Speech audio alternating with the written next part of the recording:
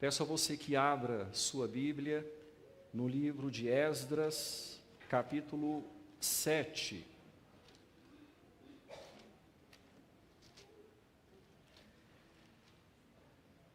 Esdras, capítulo 7. Faremos a leitura dos 10 primeiros versículos deste texto. Quando nós consideramos o livro de Esdras, nós percebemos que ele tem duas divisões bem naturais. A primeira vai até o capítulo 6, até onde vimos na semana passada, e a partir do capítulo 7 até o capítulo final, o capítulo 10, é a segunda divisão. E nessa segunda divisão, a pessoa de Esdras entra na história e se torna aqui, dentro desta narrativa, a personagem principal. E hoje vamos conhecer um pouco a respeito deste homem de Deus. E dentro destes primeiros 10 versículos, nós destacaremos o seguinte tema: o lugar das Escrituras na edificação do povo de Deus.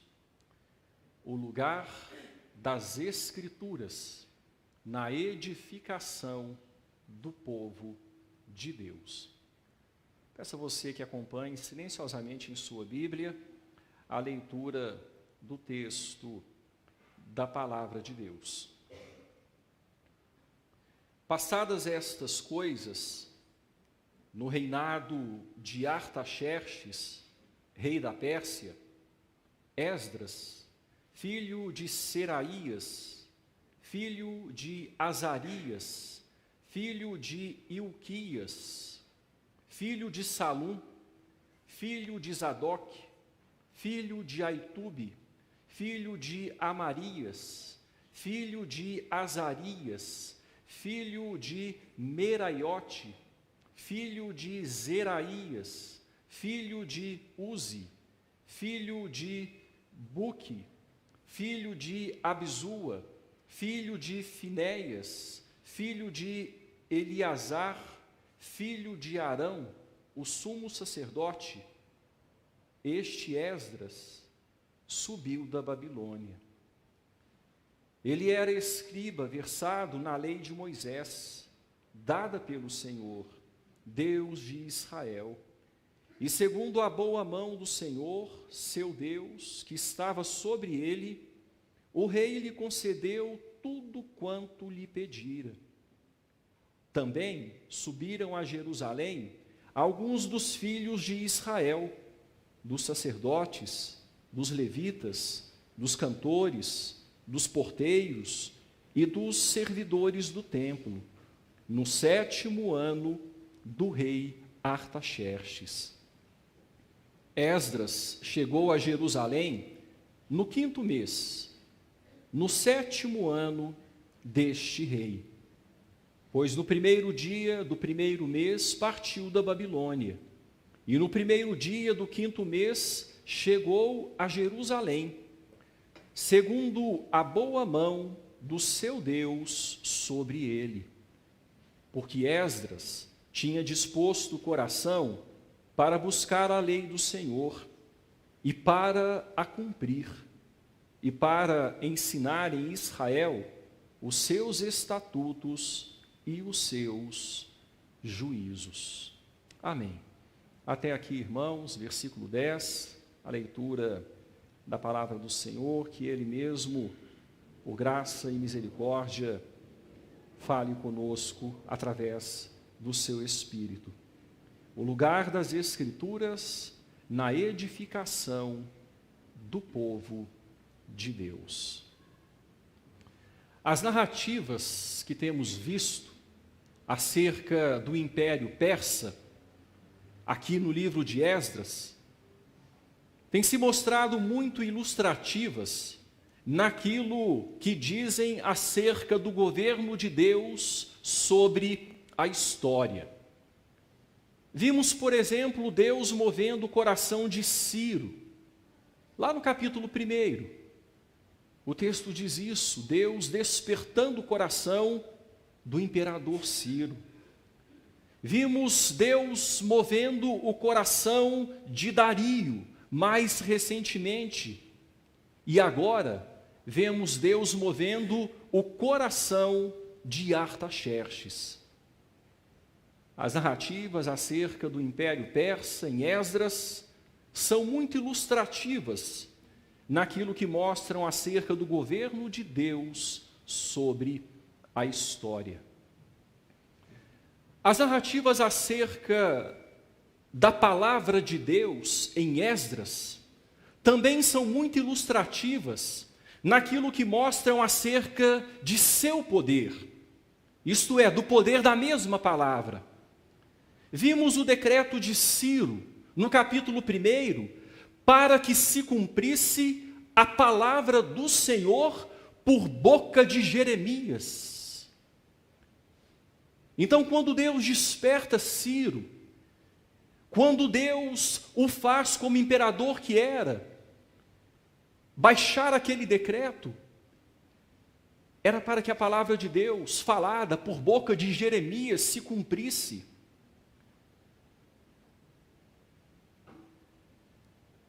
Além disso, vimos a palavra de Deus por boca dos profetas Ageu e Zacarias, sendo o instrumento usado por Deus para levar o povo à edificação do templo.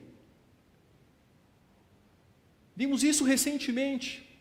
O povo havia parado, o povo havia se conformado com aquela situação, cada um partindo para os seus próprios negócios, e Deus então envia os seus profetas Ageu e Zacarias, e por meio deles, na sua palavra, chama o povo à ordem, desperta aquele povo para que volte àquilo que deveria fazer.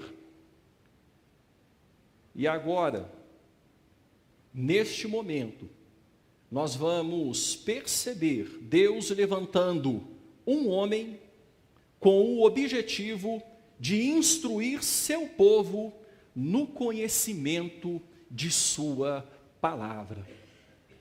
O povo que havia retornado,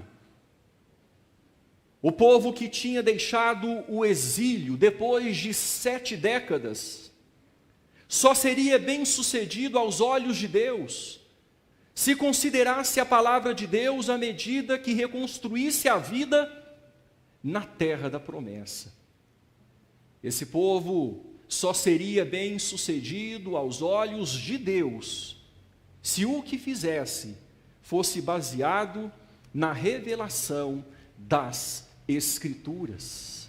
Por isso Deus levanta um homem, move o coração de um imperador mais uma vez e envia este homem para Jerusalém. O povo estava lá, bastante tempo já havia passado, o povo já estava incorrendo em muitos erros, alguns dos quais foram citados nas leituras que fizemos em Malaquias. Era necessário a presença de um homem de Deus ali, com palavra autoritativa, não de moto próprio, mas falando em nome de Deus, que conhecesse as Escrituras e as ensinasse ao povo. Daí então o tema da nossa mensagem: o lugar das Escrituras na edificação do povo de Deus. Eu queria que você permanecesse com sua Bíblia aberta em Esdras capítulo 7, e que você fosse acompanhando comigo à medida que avançarmos. Por favor, olhe mais uma vez para o versículo 1, quando o texto diz o seguinte: passadas estas coisas, no reino de Artaxerxes, rei da Pérsia. Passadas estas coisas, no reino de Artaxerxes, rei da Pérsia. Irmãos, do capítulo 6 ao capítulo 7, a narrativa passa em silêncio ao longo do intervalo entre os tempos de Zorobabel e de Esdras. Uma lacuna de cerca de 60 anos Finalizamos o capítulo 6 no reinado de Dario, e agora no capítulo 7, 60 anos depois, aproximadamente, no reinado de Artaxerxes. Como eu já disse, é possível que Malaquias tenha profetizado em Jerusalém pouco tempo depois da vinda de Esdras. Por isso, entender um pouquinho o contexto de Malaquias nos ajuda a entender um pouco o contexto de Esdras, nos dando um retrato um pouco mais vívido daquilo que Esdras vivenciou ali em Jerusalém.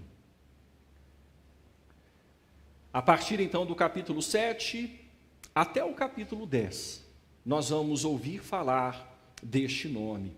Continuando o capítulo 1, o versículo 1, passadas estas coisas, no reinado de Artaxerxes, rei da Pérsia, Esdras. Primeira menção ao nome deste servo de Deus, Esdras. Esdras forma aramaica do hebraico Azarias e significa Iavé ajuda ou Iavé ajudou. Nome bem sugestivo, que tem muito a ver com a história deste homem. Iavé, Deus ajuda, Deus ajudou. O capítulo 7 e o capítulo 8 introduzem Esdras, sua obra, sua viagem.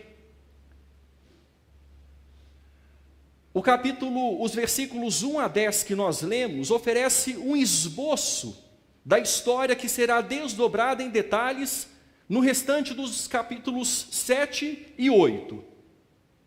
Os capítulos 9 e 10 demonstrarão a desordem moral que ele encontrou em Jerusalém e as medidas que ele tomou. Então, duas partes agora, para os irmãos terem uma ideia do restante do livro. Versículos 1 a 10 do capítulo 7, um resumo da viagem de Esdras, um resumo da sua obra. Algo que será bem especificado no restante do capítulo 7 e no capítulo 8. E nos capítulos 9 e 10, nós vemos Esdras combatendo situações de erro que ele encontrou em Jerusalém. O povo já estava incorrendo em erro novamente, depois de ter voltado do exílio. Para a gente perceber, irmãos, como o coração humano é inclinado ao mal e como nós precisamos de vida diária aos pés de Deus, como nós precisamos estudar diariamente as Escrituras, conforme elas mesmas testificam. Devemos meditar nelas de dia e de noite, para termos o cuidado de fazer segundo tudo quanto nelas está escrito. Se nós descuidarmos, se nós deixarmos de estudar a palavra de Deus, naturalmente, é o caminho normal, o caminho certo, nós vamos começar a nos desviar do Senhor. Nós precisamos nos prostrar como aprendizes, como discípulos, todos os dias da nossa vida. Ler, reler, estudar, meditar na palavra do Senhor. Deus então envia Esdras para mostrar o lugar das Escrituras na edificação de seu povo. Eu quero prosseguir o nosso texto de hoje, creio que será breve, até o versículo 10, estruturando o texto em 4 palavras. A primeira palavra, credencial. A segunda palavra, qualificação. A terceira, diferencial. E a quarta, fundamento. 4 palavras: credencial, qualificação, diferencial, fundamento. Primeira palavra, credencial. Credencial. Eu queria que você, mais uma vez, voltasse para o texto, a partir do versículo 1, e percebam que o texto, depois de citar o nome Esdras, apresenta uma genealogia, ela não é completa, Há falta de nomes aqui na genealogia, mas ela cumpre o seu propósito. E o propósito dessa genealogia é mostrar quem era esse Esdras. Se ele era ou não credenciado para fazer aquilo para o que Deus o havia chamado. Quem era, pois, este Esdras? E a genealogia vai nos mostrar a importância deste homem. Ela vai voltar, ela remonta a Arão, irmão de Moisés. Arão, o primeiro sumo sacerdote do povo de Deus. Esdras era da linhagem aarônica. Esdras era descendente de Arão. Essa era a sua credencial. Embora ele fosse um judeu persa, nascido em outra terra, mas era judeu. A genealogia dele estava bem consubstanciada.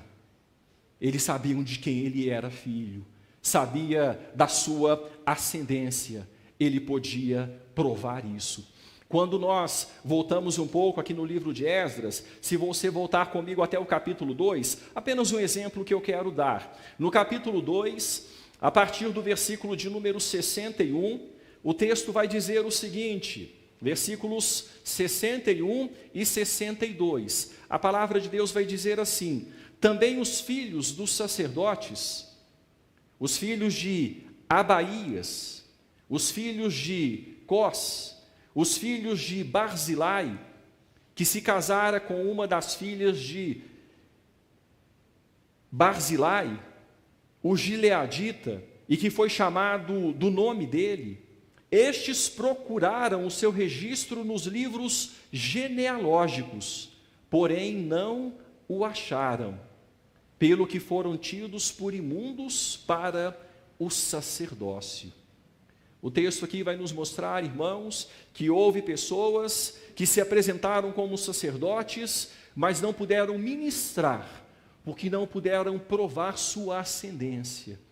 E quando nós falamos sobre Esdras, a sua credencial está bem especificada, está bem comprovada. Ele era sacerdote, ele era filho de Arão, irmão de Moisés. Esse era Esdras.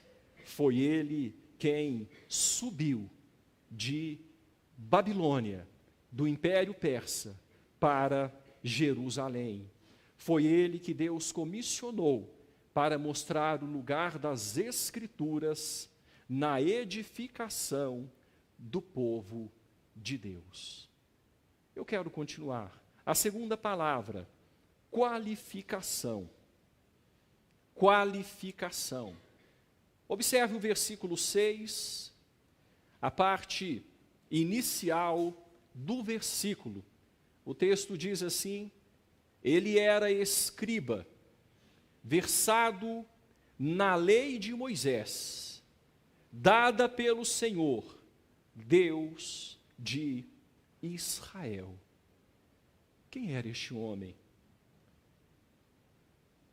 Ele era um professor. Ele era um escriba, um estudante das Escrituras. E por estudá-la tinha condição de compartilhá-la. Ele era versado na lei de Moisés. E quando o texto fala que ele era versado, o texto está dizendo que ele era habilidoso, ele era rápido, ele dominava a lei. Era o seu campo de estudo, o seu campo de atuação, ele fazia o que fazia de forma bem feita. É interessante quando nós lidamos com um profissional, seja qual for a área, e você vê aquele profissional fazendo o seu serviço de forma bem feita, é muito bonito. E parece que é fácil. Seja qual for o profissional, seja um esportista, um jogador de futebol, seja um cozinheiro na cozinha, manejando os talheres, manejando as facas, seja um mecânico, seja o que for, parece fácil. Dá vontade de falar, olha, deixa eu ir aí que eu vou fazer do mesmo jeito. E quando você pega os instrumentos, você vê que não é fácil assim. É a habilidade que faz aos nossos olhos parecer que aquilo é fácil. Mas não é fácil, não. E quando o texto diz que Esdras era escriba versado, olhando para ele parecia que era fácil. Parecia que a lei de Deus era muito simples. Poxa vida, como que tem habilidade para explicar? Como que consegue tornar acessível? Era esse o homem, rápido. Era esse o homem, versado, habilidoso. A tradição judaica o considera até hoje um segundo Moisés. Alguns dizem que ele era uma espécie de secretário na Pérsia para assuntos judaicos diante do governo. Quando dentro da Pérsia o governo queria alguma resposta, queria lidar com alguma questão que tinha a ver com os judeus, o governo consultava Esdras. Pode ser que sim,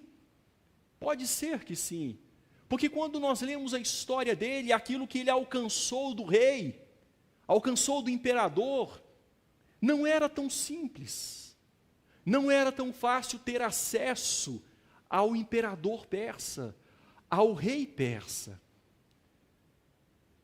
Quando a gente olha, irmãos, para as Escrituras, a gente percebe que o antecessor de Artaxerxes, o rei da época de Esdras, Assuero, o Assuero da rainha Ester, eu não sei se você se lembra da história, quando Mordecai chegou para Ester e disse, olha Ester, você vai precisar se apresentar diante de Assuero, você vai precisar se apresentar diante dele e interceder pelo nosso povo.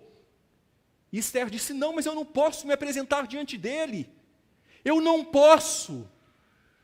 Ninguém que se aproxime do rei, do imperador, sem ser chamado, está seguro, a não ser que ele estenda o cetro em sua direção. Alguém que se aproxime do imperador, do rei, sem ser chamado, pode até morrer. Para a gente ter uma noção de como era a situação. E quando a gente olha para Esdras e ver aquilo que ele alcança diante do rei, diante do imperador, vejam só mais um exemplo. Passe algumas páginas aí adiante agora e vá para Neemias capítulo 2. Neemias capítulo 2, dentro do mesmo reinado de Artaxerxes. Segundo a cronologia aqui no livro, Esdras foi primeiro e passados alguns anos, Neemias foi. Esdras no 7º ano de Artaxerxes e alguns anos depois, Neemias foi enviado. Vejam só, capítulo 2 do livro de Neemias, o texto diz assim, no mês de Nissan, no ano 20º do rei Artaxerxes, 13 anos haviam se passado, uma vez posto vinho diante dele, eu o tomei para oferecer e lhe o dei. Ora, eu nunca estivera triste diante dele. Ele era copeiro do rei, né? Nós sabemos disso, Neemias era copeiro de Artaxerxes. Ele experimentava o vinho que seria servido ao rei. Ele experimentava a comida que seria servida ao rei. Era servo de confiança, mas era um cobaia também. Se tivesse envenenado, ele é que morreria ali, para que o rei fosse preservado. Mas o texto diz no versículo 2, o rei me disse, por que está triste o teu rosto, se não estás doente? Tem de ser tristeza do coração. Veja o que o texto diz no prosseguimento final do versículo 2, então temi sobremaneira. Neemias contando sua história. quando saiu um pouquinho da normalidade, o assunto saiu do profissional, e o rei olhou para mim, falou que eu estava triste, perguntou por que eu estava triste, e disse que tinha que ser tristeza do coração, porque eu não estava doente. Eu temi, eu fiquei com medo, se tornou um pouco pessoal ali, eu tinha que responder ao rei, eu tinha que lhe responder.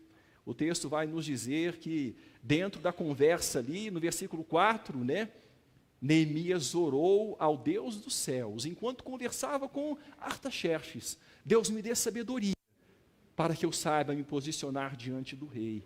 O mesmo Artaxerxes, o tempo de Esdras. Só para mostrar para os irmãos que lidar com o rei ou com o imperador não era algo simples, mas Esdras tinha qualificação. Ele era escriba versado, ele dominava a lei de Moisés. Parecia fácil, na boca dele parecia fácil, ele era habilidoso, ele era rápido, ele era, quem sabe, um secretário para assuntos judaicos no governo persa. Ele conseguiu muita coisa, muita coisa. Isso vai ser visto adiante, no prosseguimento do capítulo 7. Mas por hora fiquemos aqui com a qualificação. Eu quero passar para a terceira palavra: diferencial. Diferencial na vida de Esdras. Vimos a credencial, a qualificação, agora vamos para o diferencial. Ainda no versículo 6, a parte B do versículo 6, o texto diz: e segundo a boa mão do Senhor, seu Deus, que estava sobre ele, o rei lhe concedeu tudo quanto lhe pedira. Irmãos, então ele conversou com o rei, ele conversou com Artaxerxes. O que é que ele pediu? Está adiante, vai ser cenas dos próximos capítulos. Está adiante, mas o texto vai mostrar para a gente que, segundo a boa mão do Senhor, seu Deus, que estava sobre ele, o rei lhe concedeu tudo o que ele lhe pedira. E ninguém resolve as coisas sozinho. Não. Ele voltou para Jerusalém, ou ele foi para Jerusalém, e com ele também foi outros filhos de Israel.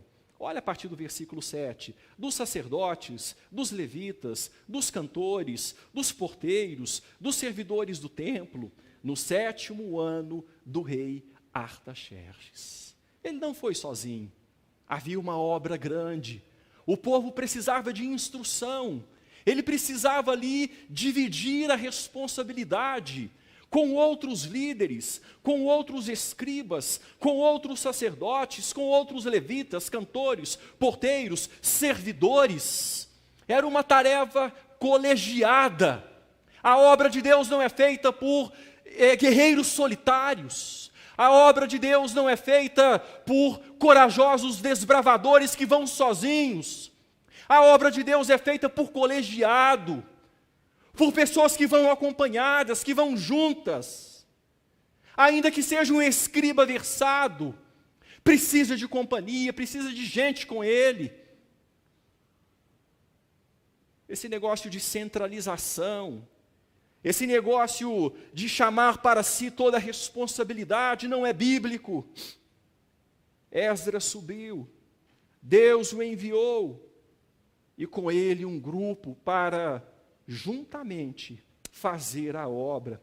E o texto diz no versículo 8, Esdras chegou a Jerusalém no 5º mês, no 7º ano deste rei. No 1º dia do 1º mês partiu, no 1º dia do 5º mês chegou. 4 meses de viagem. E assim como está no versículo de número 6, segundo a boa mão do Senhor, seu Deus, que estava sobre ele, a gente lê no versículo 9 também. Segundo a boa mão do seu Deus sobre ele, segundo a boa mão do seu Deus sobre ele. O diferencial é esse, é a boa mão do Senhor, seu Deus, sobre ele. Esse é o diferencial, e Esdras reconhece isso. Quando a gente vai lá para o versículo 27 do mesmo capítulo, só citando, deem uma olhada, por favor, no capítulo 7, versículo de número 27. Vejam o que Esdras disse: bendito seja o Senhor, Deus de nossos pais, que deste modo moveu o coração do rei para ornar a casa do Senhor, a qual está em Jerusalém. Versículo 28, que estendeu para mim a sua misericórdia perante o rei, os seus conselheiros e todos os seus príncipes poderosos. Assim me animei, segundo a boa mão do Senhor, meu Deus, sobre mim, e ajuntei de Israel alguns chefes para subirem comigo. O diferencial não era que ele era escriba versado, não é que ele era habilidoso, que ele era competente, que ele era preparado, não é que ele era rápido no gatilho, rápido na resposta. Não, tudo isso era importante. Deus espera que nos preparemos para fazer a obra dele, sim. Mas o mais importante é que a boa mão do Senhor era sobre ele. Não é por força, não é por violência, não é por sabedoria, não é por poder, é pelo Espírito do Senhor. Diz Zacarias, contemporâneo de Esdras, é pelo Espírito do Senhor que as coisas são feitas. E a boa mão do Senhor era sobre ele. Esse foi o diferencial. Esse foi o diferencial. De uma maneira muito especial, Deus estava dirigindo tudo na vida do seu servo. Era tempo de Deus avançar um passo a mais no cuidado de seu povo, que havia retornado do exílio, e Deus usaria Esdras com aqueles outros que voltaram com ele. Mas o que faria a diferença era a boa mão do Senhor sobre eles. Não a habilidade deles. Se o Senhor não agir na sua obra, as coisas não acontecem. Um planta, outro rega, mas só tem crescimento quando o autor da vida dá o crescimento. Um faz uma coisa, outro faz outra, mas só prosperará quando o fôlego de vida de Deus soprar sobre a obra que está sendo feita. Credencial, qualificação, diferencial, e eu termino com a quarta palavra: fundamento. Fundamento. O que é que estava por trás? Qual que era o alicerce? Qual que era a estrutura sobre a qual Esdras havia edificado a sua vida e que o tornava este homem usável, este homem que podia ser instrumento nas mãos de Deus? Vejam o versículo 10. Porque Esdras tinha disposto o coração para buscar a lei do Senhor e para a cumprir e para ensinar em Israel os seus estatutos e os seus juízos. Esdras tinha disposto o coração. O coração dele era de Deus. O coração dele estava diante de Deus. Não distante, perto, diante de Deus. O coração dele estava disposto a buscar a lei do Senhor, a cumpri-la e a ensinar os seus estatutos e os seus juízos ao povo de Deus. Esse era o fundamento de Esdras. O que diferenciava Esdras era seu coração. Isso fazia toda a diferença. Ele se importava com Deus. O coração dele era de Deus. Deixando o texto aberto, eu queria que você fosse comigo para Jeremias. Abra sua Bíblia em Jeremias capítulo 2. Vejam, uma época anterior a Esdras, a época imediatamente pré-exílio.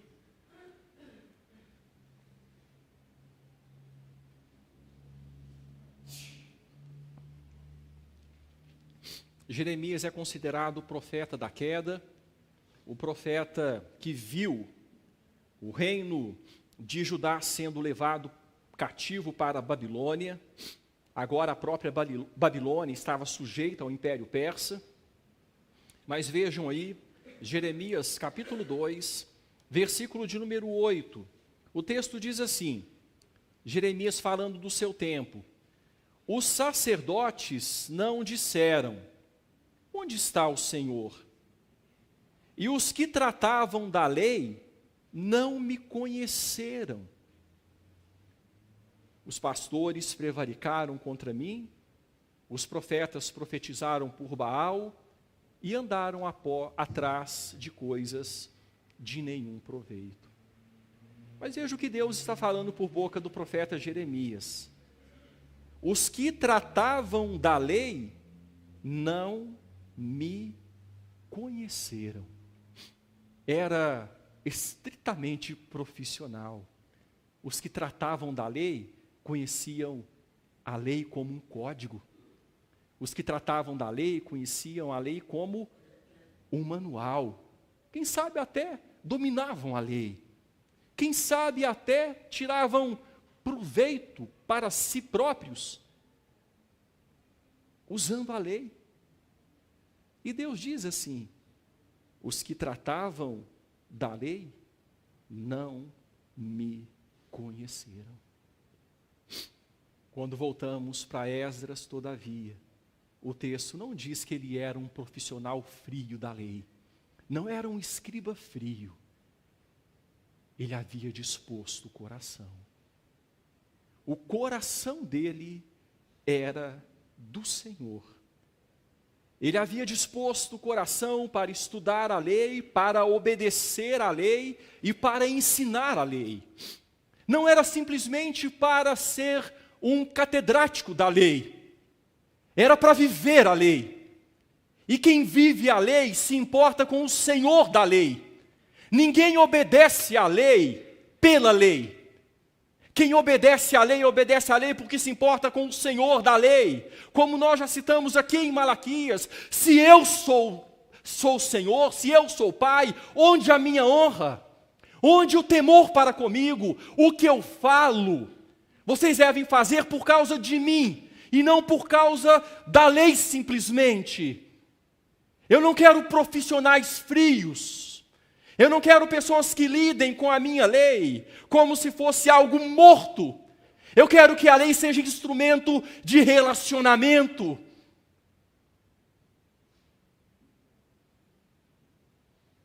Esdras havia disposto o coração para estudar a lei, porque ele queria viver a lei, porque ele amava o Senhor da lei. É por isso que ele era capacitado para fazer aquilo que Deus o chamou para fazer.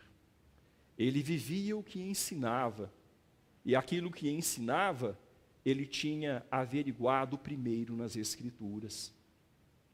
O estudo o preservou da fantasia, a conduta da hipocrisia, o ensino da negligência. O estudo o preservou da fantasia. Ele não inventava coisas, não. Ele não inventava histórias. Ele não contava aquilo que ele achava bonito, ou aquilo que estava no seu coração. Ele não queria manipular pessoas, não. O estudo preservou da fantasia. Ele era fiel à palavra. a conduta da hipocrisia. Ele não era daqueles que diziam, faça o que eu digo, mas não façam o que eu faço. Não. Ele estudava e ele vivia a palavra. A sua conduta era a ilustração dos seus sermões. A sua conduta era a ilustração dos seus ensinos. A conduta o preservou da hipocrisia, o ensino da negligência. Ele passava adiante aquilo que Deus lhe havia concedido, aquilo que ele vivia, ele passava para os outros, ele havia disposto o coração para buscar a lei, para viver a lei, para ensinar a lei. Um comentarista diz, antes de se levantar para dizer, assim diz o Senhor, é preciso saber o que o Senhor diz. E eu completaria, é preciso viver aquilo que se ouviu da boca do Senhor. Irmãos, os evangelhos, o Senhor Jesus Cristo é constantemente provocado e combatido pelos fariseus, pelos saduceus, pelos escribas, a quem ele chamava de hipócritas. Fariseus, saduceus, escribas, que começaram lá na época de Esdras. Eles ainda existiam 4 séculos depois, lá na época do Senhor Jesus. Mas o Senhor Jesus os chamava atores. Vocês representam papéis. Vocês falam, mas não vivem. Vocês ensinam, mas não praticam. Vocês são sepulcros caiados. Lá dentro está cheio de coisa podre, cheio de morte. Do lado de fora, tudo limpinho, tudo bonito. Eles conheciam a lei, mas não a cumpriam. Eles não amavam o dono da lei. Eles não amavam o Senhor da lei. Esdras não era assim. O que ele ensinava, ele havia vivido antes. E o que ele vivia, ele havia verificado antes nas Escrituras. Este é o homem que nós apresentamos aqui. O homem que possivelmente tenha sido o autor deste livro. O homem cujo nome dá nome a este livro das Escrituras. Esdras, escriba versado da lei de Moisés. Um homem cujo coração era de Deus. Havia disposto o seu coração. Credencial, qualificação, diferencial, fundamento. Eu quero rapidamente, irmãos, ao finalizar, ressaltar alguns versículos do Novo Testamento que têm a ver com credencial, com qualificação, com diferencial e com fundamento quanto a nós. Credencial.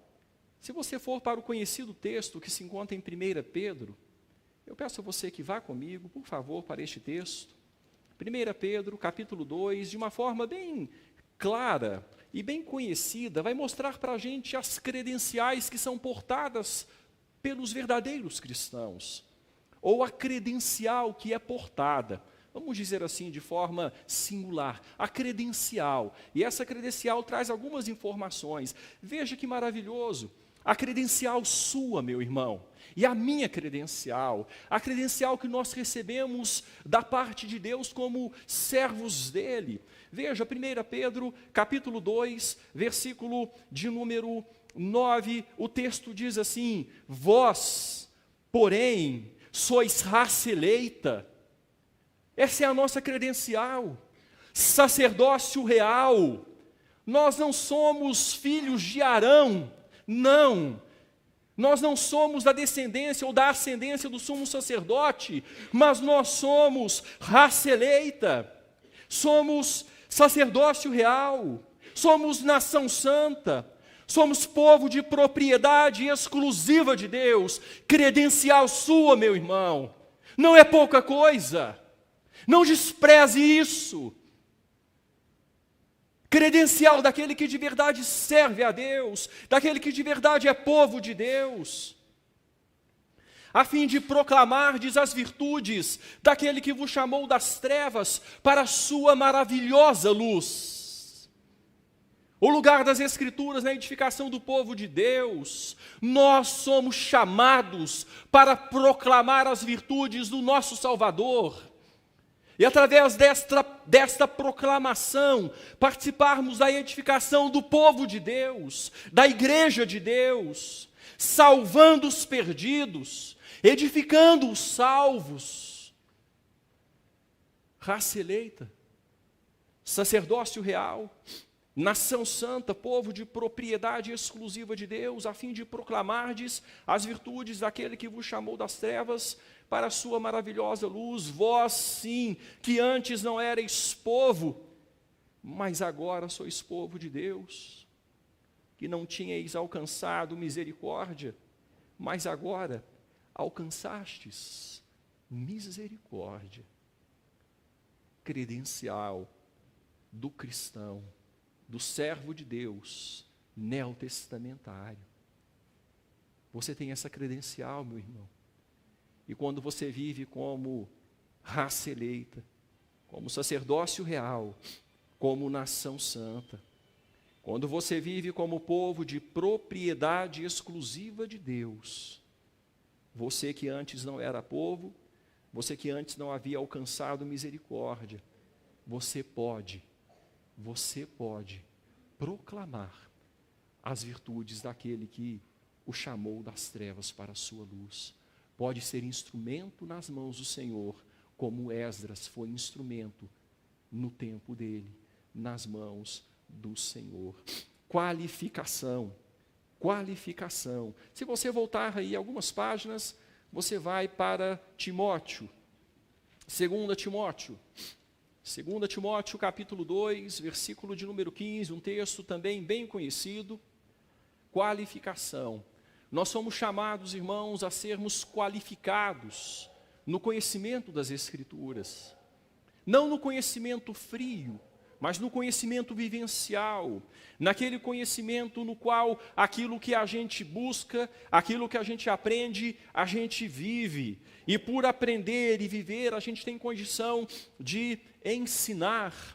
Vejam, 2 Timóteo capítulo 2, versículo de número 15, quando Paulo fala para Timóteo que era um cristão, um servo de Deus, neotestamentário. Paulo fala então para Timóteo: procura apresentar-te a Deus aprovado, como obreiro que não tem de que se envergonhar, que maneja bem a palavra da verdade, como um esgrimista maneja a espada. E a palavra da verdade manejada como uma espada, com precisão. A palavra da verdade sendo conhecida, a palavra da verdade sendo distinguida nos seus conceitos, nos seus princípios, nos seus valores. Qualificação do cristão. Conhecer a palavra, conhecer as Escrituras, manejá-la bem. Vivê-la desde o coração. Dispor o coração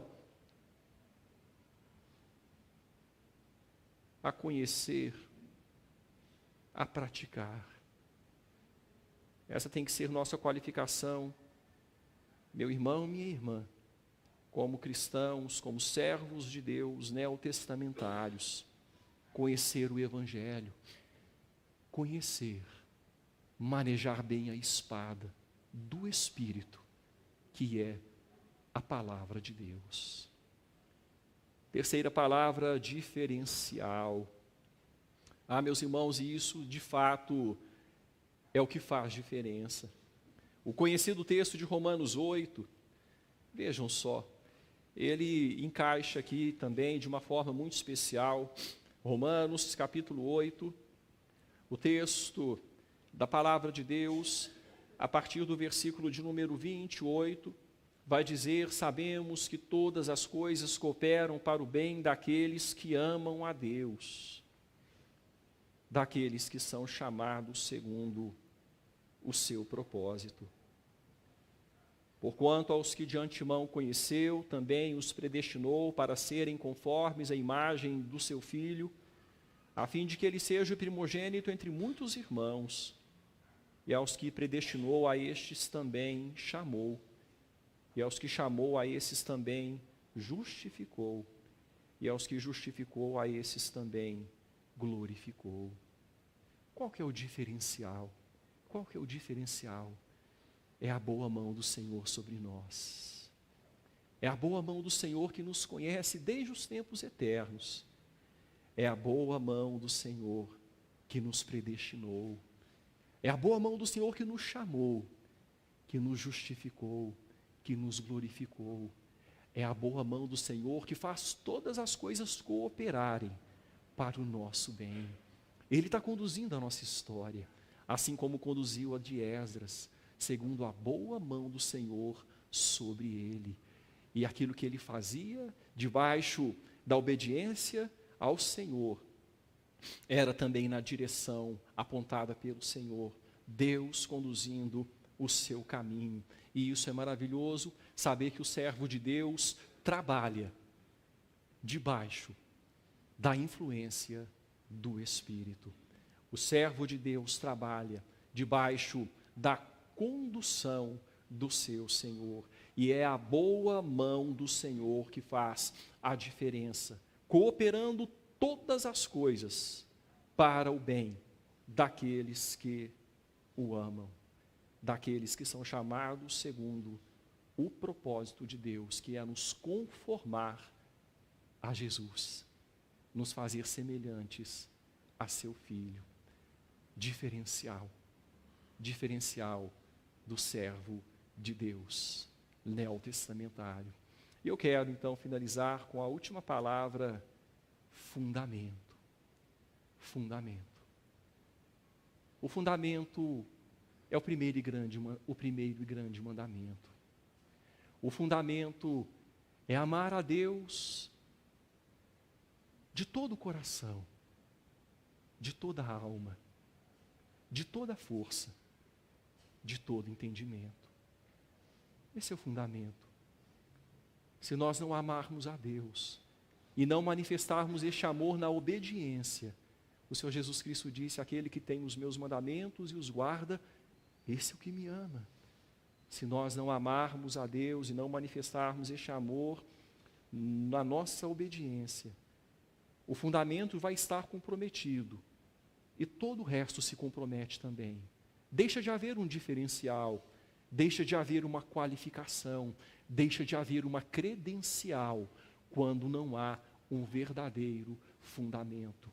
O apóstolo Pedro, nesse sentido, diz algo bastante interessante, quando ele fala a respeito dos cristãos em tempo de dificuldades.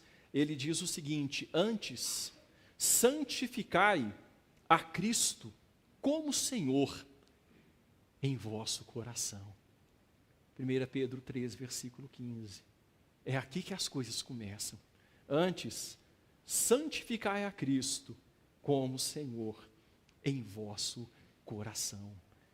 É no coração, é lá na interioridade, é no âmago, no cerne, no centro do nosso ser, quando nós dispomos o nosso coração e falamos para Deus: Deus, eu busco a sua lei, porque eu amo o Senhor.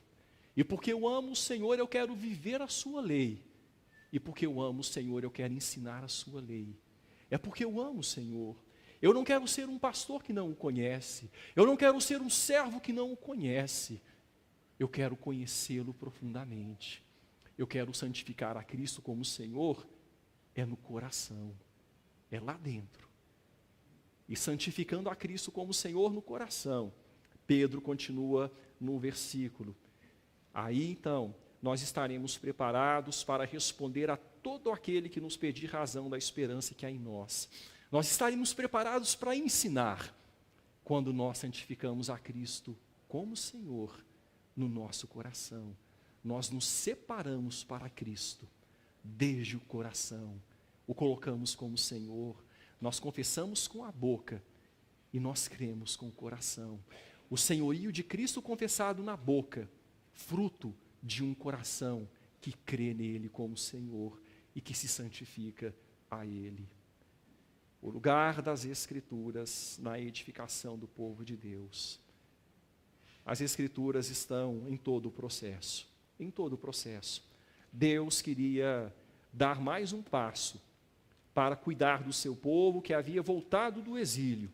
O templo já havia sido construído, reconstruído, o altar já havia sido reedificado, mas o povo já estava se desviando.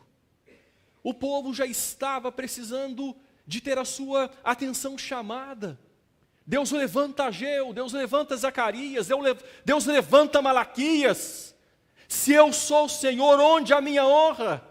Onde o temor, o respeito para comigo? Não fale de mim por falar. Não pronuncie o meu nome por pronunciar. Não entre na minha casa por entrar. Eu preferiria que não entrasse, que houvesse alguém que fechasse a porta e vocês não entrassem, porque eu não tenho prazer em vós. O Senhor falava na época de Malaquias.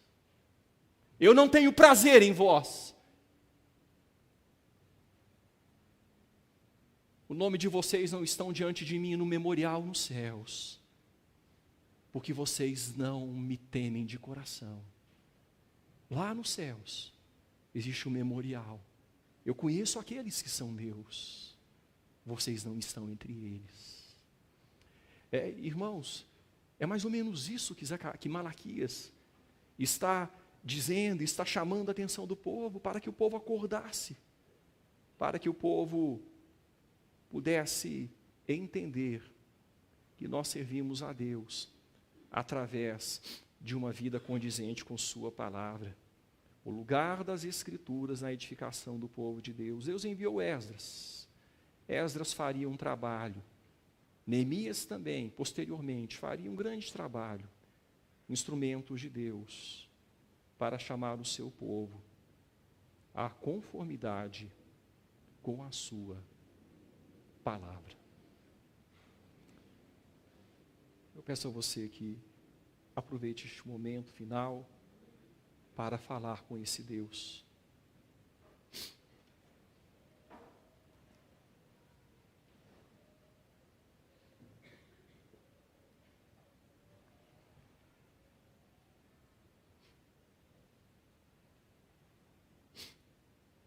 O único que conhece, irmãos, o nosso coração é o Senhor.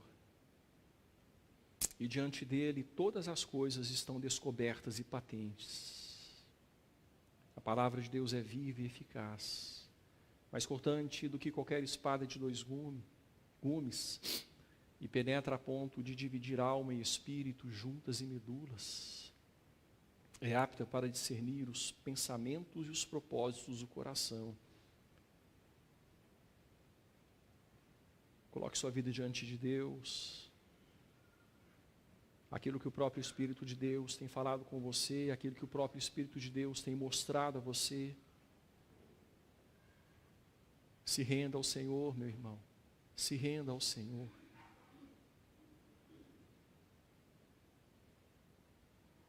Ele é Senhor, precisa ser honrado. Ele é Deus, precisa ser temido. Assim como Ele se manifestou por meio de seus profetas. Assim como Ele enviou Esdras para mostrar isso para o seu povo. Senhor, obrigado, Pai, pela sua palavra, obrigado por nos mostrar, ó Deus, que cristãos, servos, neotestamentários, salvos pela graça mediante a fé. Temos, ó Deus, uma vida pela frente para mostrar que nós realmente entendemos que nós somos salvos pela graça mediante a fé. Não por obras para que ninguém se glorie, mas somos feitura do Senhor, criados em Cristo Jesus, o Salvador, para as boas obras, as quais Ele de antemão preparou para que andássemos nelas. Precisamos, ó Deus, andar em conformidade com o nosso chamado. Ajuda-nos, Pai. Ó Deus, como servos neotestamentários, nós temos uma credencial tão maravilhosa. Nós somos chamados, ó Deus, a uma qualificação que nos prepare para a obra. Ó Deus, existe um diferencial, e existe um fundamento, que nos encaixemos, ó Deus, dentro daquilo que vimos, dentro daquilo que a sua palavra nos orienta.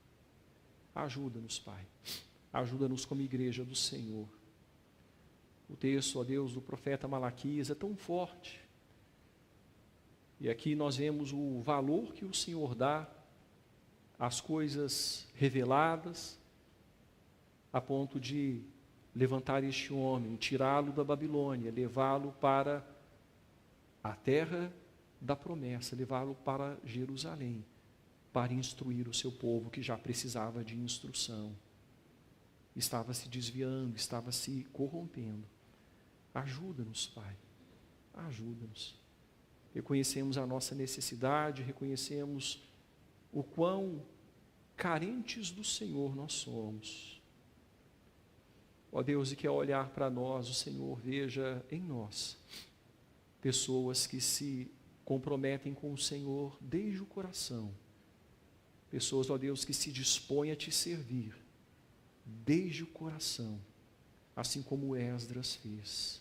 Ele se dispôs no coração. Ajuda-nos, ó Deus, a agir da mesma forma. Nós lhe agradecemos, Senhor, pedimos perdão mais uma vez.